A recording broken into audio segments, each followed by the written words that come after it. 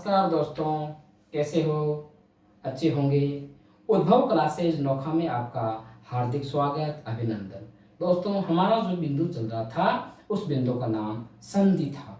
संधि में हमने बहुत कुछ पढ़ा।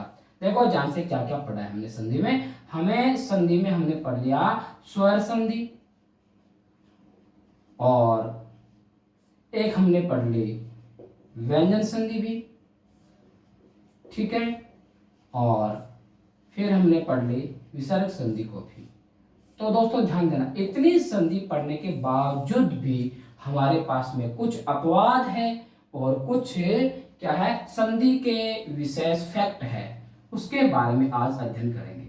संधि के विशेष फैक्ट कहते हैं, उस पर विशेष ध्यान देना है कि क्या है संधि के विशेष फैक्ट। आज हम इसके बारे में चर्चा करेंगे, क्योंकि एग्जाम चाहे रीट का हो, एसआई का हो, जो राजस्थान में जो एग्जाम होते हैं ना, संधि के कुछ विशेष फैक्ट के आधार पे भी कुछ सवाल पूछे जाते हैं। तो आपको इनके बारे में थोड़ा ध्यान देने की आवश्यकता है।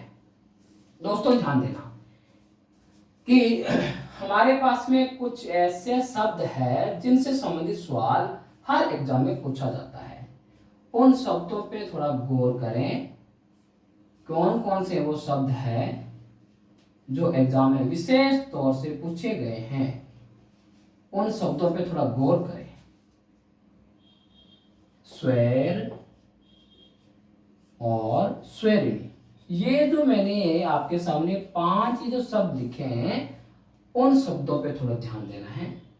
ये जो शब्द लिखे गए ना, इन 5 शब्दों का संधि विच्छेद तो होगा गुण संधि के अनुसार, लेकिन ये विकार किसका है? वर्धी संधि का विकार है, ठीक है। और इन मतलब शब्दों में आपको संधि का नाम पूछे तो आपको नाम देना पड़ेगा वर्धी ही संधि करना है। संधि का नाम पूछे तो नाम क्या देना है? वर्धी संधि नाम देना है। और संधि विच्छेद का नाम पूछे तो आपको नाम देना है गुण संधि। यह है इसमें विशेष। ध्यान देना दोस्तों, पहले मैं आपको इन सारे शब्दों का संधि विच्छेद बता रहा हूं क्या क्या होता है। तो प्रय, योग, उठ, क्या बन गया? ये बन गया तो प्रौढ़ बन गया। और दूसरा तो प्रय, योग, उठा, क्या बन गया दोस्तों? तो प्रौढ़ा। नंबर 3 अक्ष, योग, उहिनी। तो दोस्तों क्या बन गया शब्द? अक्षौहिणी। ये हो गया आपका तीसरा। फिर है सव, योग, इर, क्या बन गया शब्द? सवैर। 5वां सव, योग, इरिनी, तो क्या बन जाएगा शब्द? स्वैरिणी। ये आपके सामने मैंने इनका संधि विच्छेद रखा है। तो दोस्तों ध्यान देना, इन 5 शब्दों में अगर आपको संधि विच्छेद पूछ लिया जाए तो क्या नाम दोगे? गुण संधि। क्या नाम दोगे? गुण संधि। तो ध्यान देना। और यह जो है ना, यह विकार किसका है? वर्धी संधि का। तो दोस्तों ध्यान देना, यह है वर्धी संधि का विकार है। फिर संधि का नाम पूछ लिया जाए तो आपको नाम क्या देना है? वर्धी संधि। अगर आपको इनमें संधि का नाम पूछ लेते क्या नाम दोगे? वर्धी संधि। अगर आपको पूछ लेते संधि विच्छेद का नाम, संधि विच्छेद का नाम पूछ लिया जाए, संधि विच्छेद का नाम पूछ लिया जाए तो आप क्या नाम दोगे? गुण संधि। इतना ध्यान देना दोस्तों, इनमें ये विकार किसका है? वर्धी संधि का विकार है। इन 5 शब्दों का संधि विच्छेद गुण के अनुसार होता है। इसमें संधि विच्छेद का नाम पूछ लिया जाए तो क्या नाम दोगे? गुण संधि। जब आपको इनमें संधि विच्छेद का नाम पूछ लिया जाए आप क्या नाम दोगे?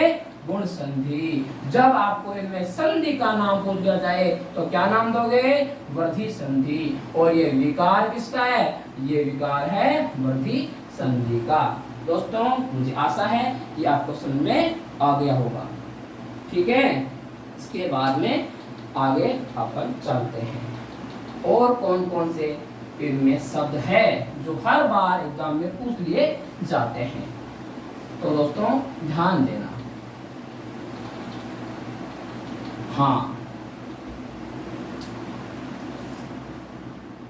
एक ये होता है शब्द होता है दंतोष्ट, ऐसे भी लिखा जाता है, और यह दंतोष्ट इस रूप में भी लिखा जाता है। यह है कोई रूप कौन सा हो गया? ये रूप हो गया गुण रूप। यह रूप कौन सा हो गया? वृद्धि रूप। और हमारा शब्द है अधरोष्ट। अधरोष्ट का ये कौन सा रूप है? गुण रूप। और अधरोष्ट का ये कौन सा रूप में लिख रहा हूं भी देखो आपके सामने, ये हो गया वृद्धि रूप। दोस्तों ध्यान देना, ये जो आपके सामने जो आपको शब्द दिखाई दे रहे हैं ना, उपरोक्त गुण व वृद्धि लिखे शब्दों का संधि विच्छेद हमेशा किस में मानोगे? वृद्धि संधि का ही मानोगे। पहले मैं इनका आपको संधि विच्छेद करके समझा दूं। दंत योग औष्ठ, इन दोनों शब्दों का मैंने संधि विच्छेद किया है, ये वाला ध्यान देना। अब इन दोनों का मैं संधि विच्छेद करने वाला हूं। ठीक है, तो ध्यान देना, इनका संधि विच्छेद क्या होगा? अधर योग औष्ठ, ये है इन दोनों का संधि विच्छेद। एग्जाम में चाहे इस रूप में आ जाए शब्द आ जाए तो भी संधि विच्छेद यही होगा, इस रूप में आ जाए आपका मानो शब्द आ जाए संधि विच्छेद यही होगा, इस रूप में आ जाए आपके पास में शब्द संधि विच्छेद यही होगा, इस रूप में आपके पास में आ जाए ना शब्द संधि विच्छेद यही होगा। तो ध्यान क्या रखना इसमें? ध्यान देना, उपरोक्त यानी ऊपर जो लिखे हुए हैं ना, यानी शब्द उनको कहते हैं उपरोक्त। उपरोक्त गुण व वृद्धि रूप में लिखे गए शब्दों का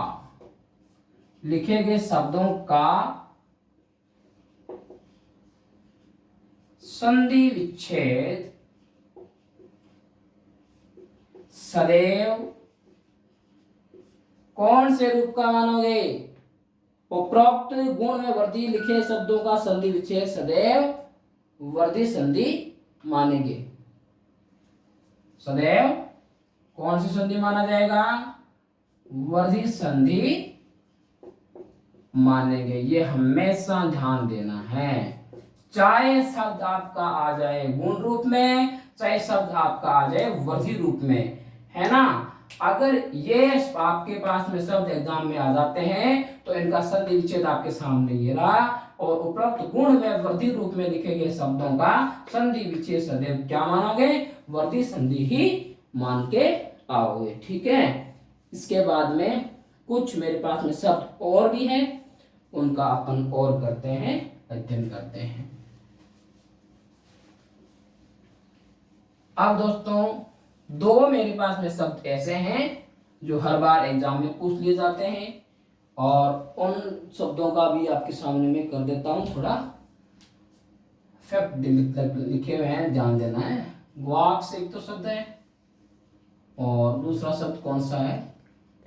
गवेंद्र है। दोस्तों ये जो दो शब्द आपको दिखाई दे रहे हैं ना, इन दोनों शब्दों में दो दो संधि विच्छेद होते हैं, दो दो, और इनमें संधियों के नाम भी दो दो है, यानी कि संधि भी दो दो है और संधि विच्छेद भी दो दो है। तो वह है क्या?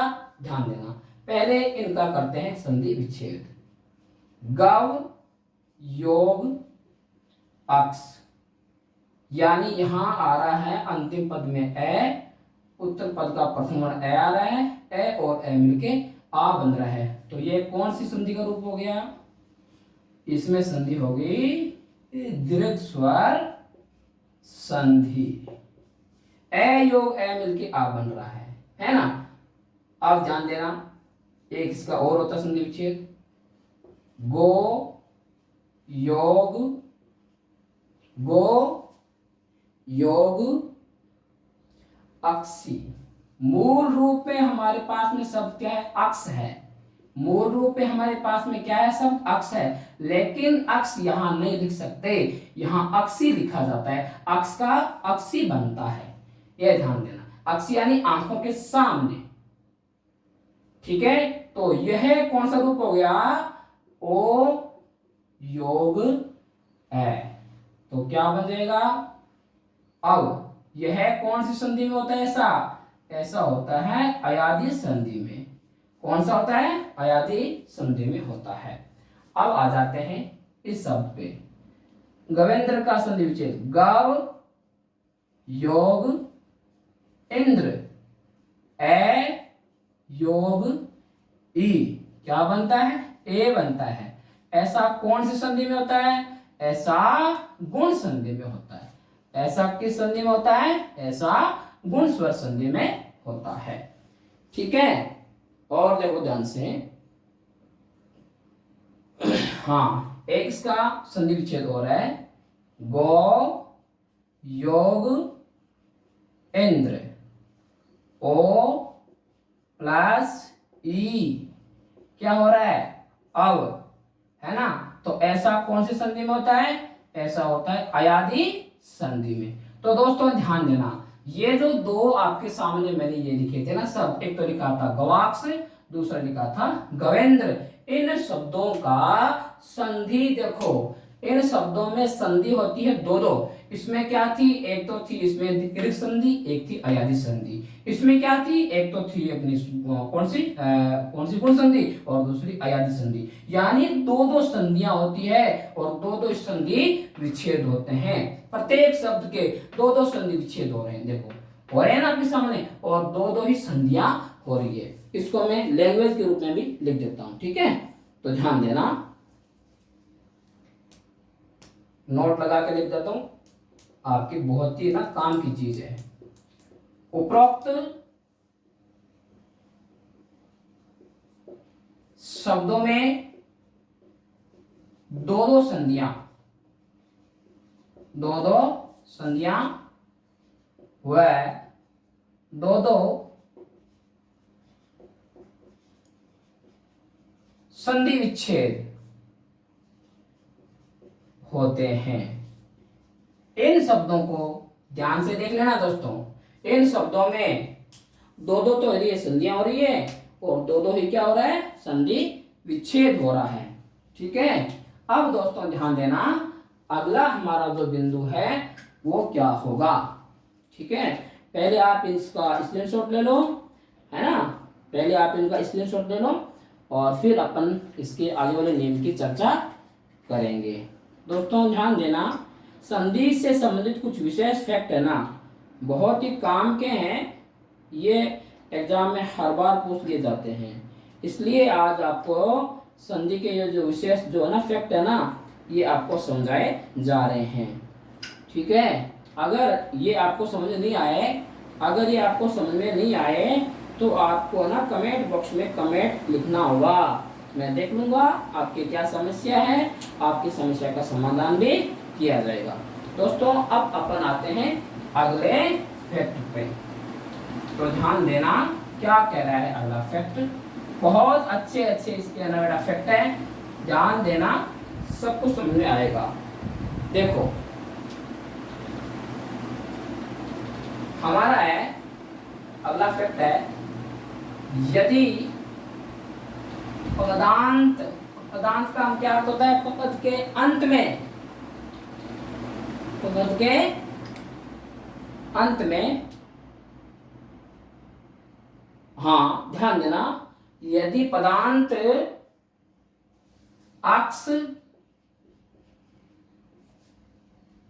अक्ष या आ जाए रात तक, निस इच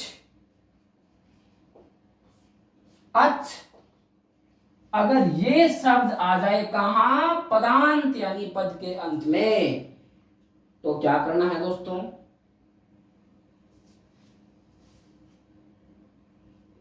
तो क्या करना है, हो तो देखना कि क्रम से ये जो आपका अक्ष है ना, ये हो जाएगा अक्षी के रूप में चेंज, रात्र का रात्रि बन जाएगा, निस का निशा बन जाएगा, इच का इच्छा बन जाएगा, अच का अच्छा बन जाएगा। ये ध्यान देना है, अगर पदांत अक्ष से रात्र निस इच अच्छ हो तो अक्षी रात्रि निशा इच्छा अच्छा में बदल जाते हैं। ये बहुत इंपॉर्टेंट नियम है, ये बदल जाते हैं। अब आप इसको, इस नियम को समझेंगे एग्जाम्पल से। जैसे आपके पास में शब्द आ गया है प्रत्यक्ष, दूसरा शब्द अहोरात्र, अहोरात्र, शब्द देखना तीसरा क्या है, अहर्निश, अहर्निश, शब्द देखना क्या कह रहा है, चौथा शब्द है यथेच,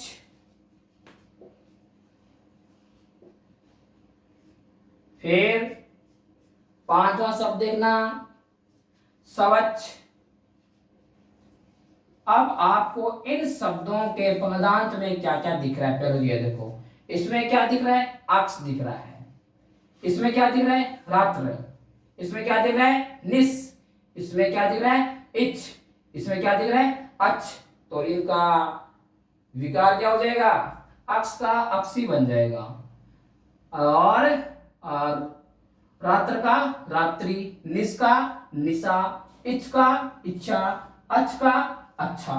ठीक है, अब हम इनका करते हैं संधि विच्छेद। तो दोस्तों ध्यान देना, इसका संधि विच्छेद क्या होगा कि प्रति योग अक्षी, क्योंकि मूल रूप तो हमारे पास में अक्ष है, लेकिन ये जो अक्ष है ना, ये अक्षी में चेंज हो जाएगा। अक्षी का क्या अर्थ होता है, आंखों के सामने। ठीक है, अब इसका देखो, अहन योग रात्रि, रात्रि, क्योंकि इसका देखो, इस वाले शब्द का विकार हो गया किसके रूप में, इसके रूप में। फिर अहन योग निशा, मूल शब्द क्या था हमारे पास में, निस, इसका क्या हो गया था, निशा बन गया। यथा योग इच्छा, मूल रूप में हमारे पास में क्या था शब्द, इच्छ, इसका इच्छा बन गया। और सु योग अच्छा, क्योंकि हमारे पास में मूल क्या था शब्द, अच था, अच का क्या बन गया, अच्छा बन गया। ये है हमारा नियम। यदि पदांत अक्ष रात्र निस इच्छ अच्छ हो तो क्रमशः अक्षी रात्रि निशा इच्छा अच्छा में बदल जाते हैं। और ये पांचों के पांचों शब्द आपको मैंने एग्जांपल से भी समझा दिए हैं। ठीक है दोस्तों, अब हम क्या करने वाले हैं, इनमें एक अनाथ शब्द आ गया है, नया शब्द आ गया अहन। अहन के बारे में विस्तार से आपको समझाया जाएगा कि अहन क्या होता है और अहन का योग कैसे होता है। ठीक है दोस्तों, ध्यान देना। अब अपन अहन के बारे में पढ़ेंगे। यहां तक आपको आशा है मुझे कि आपको समझ आ गया होगा। अब दोस्तों ध्यान देना, अहन संधि के बारे में आपको पढ़ाया जाएगा। ठीक है, अहन संधि के केवल दो ही नियम हैं। अहन संधि के दो ही नियम हैं, उन नियमों को ध्यान से पढ़ेंगे। तो मेन बिंदु क्या हो जाएगा हमारा, अहन की संधि। मेन बिंदु क्या है अभी हमारा, अहन की संधि। अहन का शाब्दिक अर्थ क्या होता है, अहन का शाब्दिक अर्थ अहन का शाब्दिक अर्थ होता है दिन। अहन का शाब्दिक अर्थ क्या होता है? अहन का शाब्दिक अर्थ हो गया दिन। तो दोस्तों ध्यान देना, हमारे पास में एक ऐसे आता होगा, आपने देखा होगा शब्द सप्ताह है लिखा हुआ, तो सप्ताह का करते हैं संधि विच्छेद, सप्त योग अहन, यानी 7 दिनों का समूह है ना। तो अहन का क्या मतलब हो गया? अहन का मतलब हो गया दिन। ठीक है, अब अपन क्या पढ़ेंगे? अहन का पहला नियम, अहन का नियम नंबर 1। दोस्तों ध्यान देना, क्या अहन के बाद रे वर्ण आ जाए तो अहन की जगह अहो आ जाता है। कि यदि अहन के बाद उत्तर पद में, अहन के बाद उत्तर पद में रै वर्ण आ जाए, रै वर्ण आ जाए तो अहन किसमें बदल जाएगा? अहो में बदल जाएगा। और इसकी है ना कंडीशन यह होनी चाहिए, अहन के बाद में कौन सा वर्ण आ जाना चाहिए उत्तर पद में? रै वर्ण। जैसे अहन योग रात्रि। दोस्तों ध्यान देना, अपने पास में प्रथम पद में अहन आ रहा है, उत्तर पद में रे आ रहा है, तो इस अहन की जगह क्या हो जाएगा? अहो। और ये जो लिखा हुआ ना ये रात्रि, इसका चेंज किसमें हो जाएगा? रात्र। संधि में, संधि विच्छेद में होता है रात्रि, यही ध्यान देना था। एग्जाम्पल लिख लो इसका, मोस्ट है अहन योग रात्रि। अहन का क्या बन गया? नियमानुसार, नियम के अनुसार अहन का क्या बन गया? अहो। और आगे वाला क्या लिखेंगे उत्तर पद वाला? रात्र। यह है अहन संधि का नियम पहला। अब अपन अहन संधि का दूसरा नियम पढ़ रहे हैं कि यदि अहन के बाद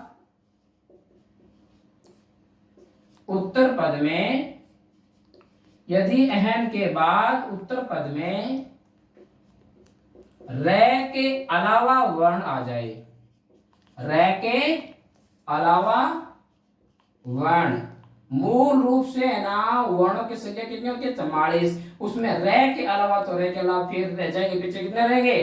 पीछे रह जाएंगे 43 वर्ण। रै के अलावा इनमें से कोई भी वर्ण आ जाए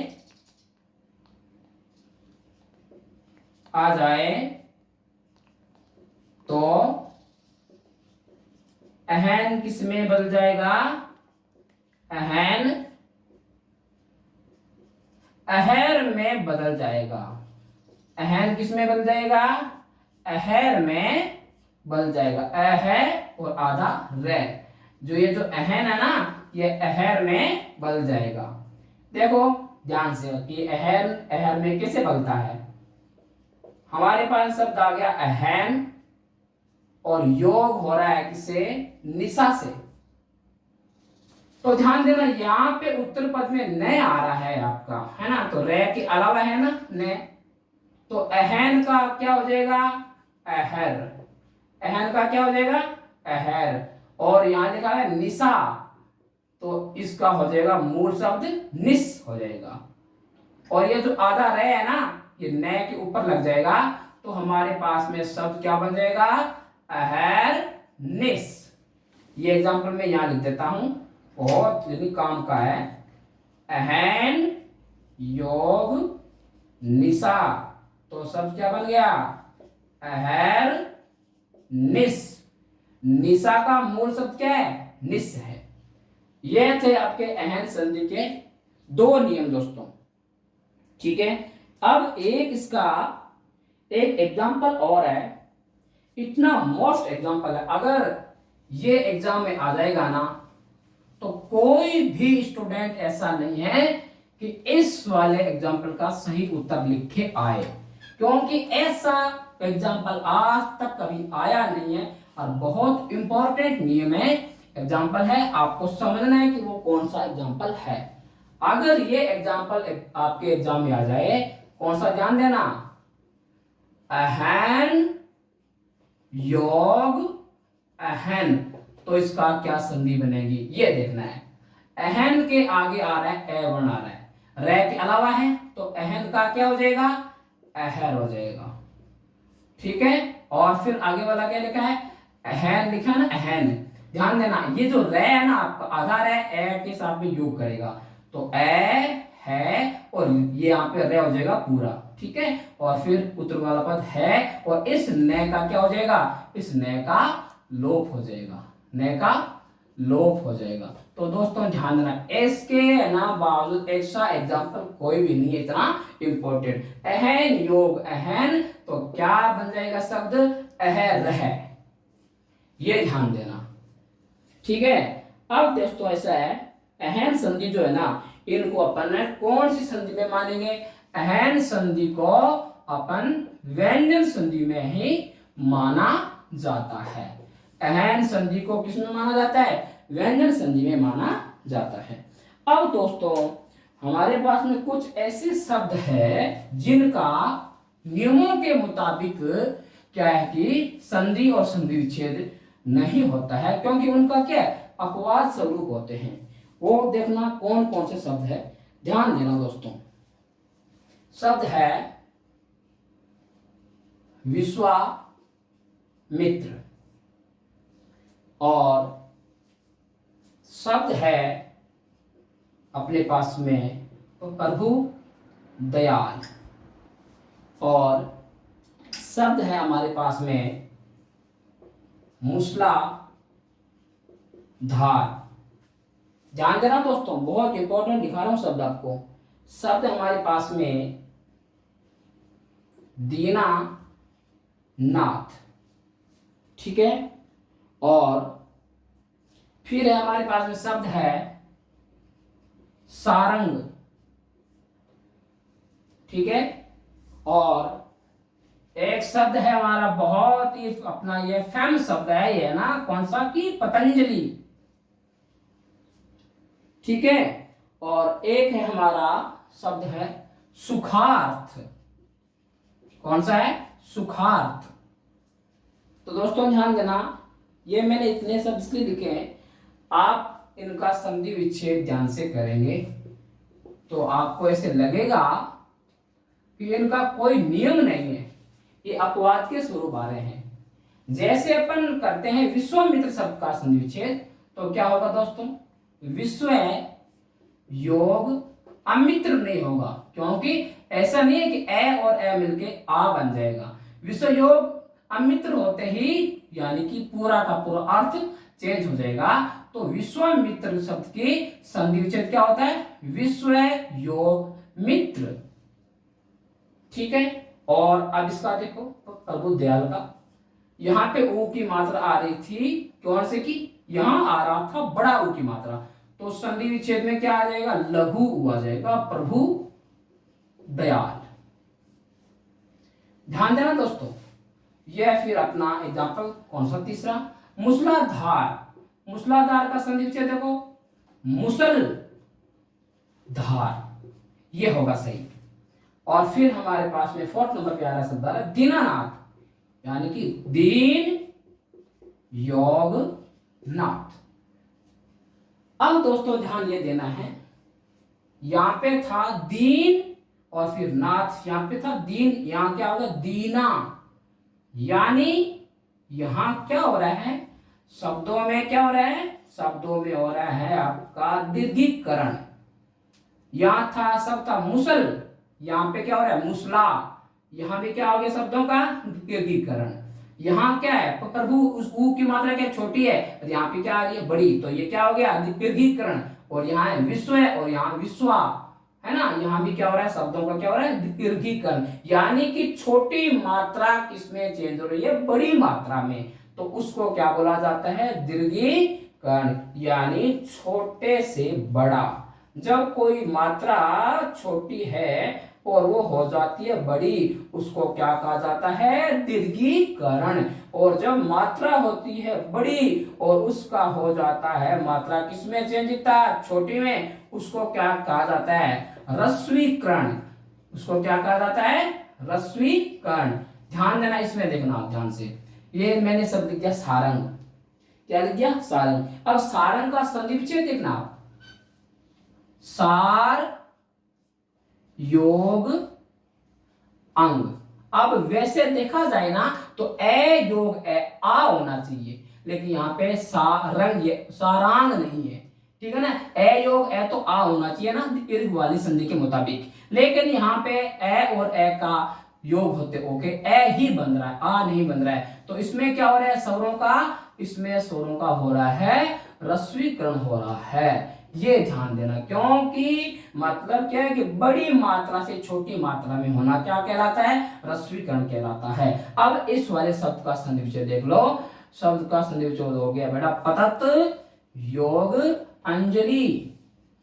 ध्यान देना, जैसे ये वाला तय मिलेगा ए के साथ में तो क्या बन जाएगा? पूरा तय। यहाँ पे ये भी, यहाँ पे क्या आ रहा है? तय आ रहा है, तो यहाँ पे तय आ जाने चाहिए। कितनी आ जानी चाहिए? तय तय आ जाना चाहिए था, 2 आ जाना चाहिए था, लेकिन ध्यान देना यहाँ पे एक ही आ रहा है। एक क्या आ रहा है ना, तो इसमें क्या हो गया? ह्रस्वीकरण हो गया। तो ये वाला शब्द सही नहीं है, इस वाले शब्द का यही होगा संधि। ध्यान देना, ठीक है। अब अपने पास में शब्द है सुखार्थ, तो सुखार्थ का संधिविच्छेद क्या होगा? सुख योग रित। सुख योग रित। दोस्तों ध्यान देना, ए और ई मिलके, ए और सॉरी री मिलके क्या बनता है? अर बनता है। क्या बनता है? अर बनता है। ऐसा होता है किसमें? ऐसा होता है गुण संधि में, लेकिन यहाँ ए और री मिलके आर बन रहा है। देखो क्या बन रहा है? आर बन रहा है, सुखार्थ, है ना। तो इसमें क्या हो गया स्वरों का? इसमें स्वरों का हो गया दीर्घीकरण। वापिस क्या हो गया? यहाँ स्वरों का क्या हो गया? दीर्घीकरण हो गया। तो ये है आपके मेन शब्द जो हर बार एग्जाम में पूछ लिए जाते हैं। दोस्तों ध्यान देना, मैंने संधि का जो विशेष जो बिंदु थे ना, वो सारे के सारे मैंने आपको कंप्लीट करवा दिए। ठीक है, आज इतना ही, और आगे वाले वीडियो में हम पढ़ेंगे शब्द विचार को पढ़ेंगे। ओके दोस्तों, जय श्री राम, राम जय राम।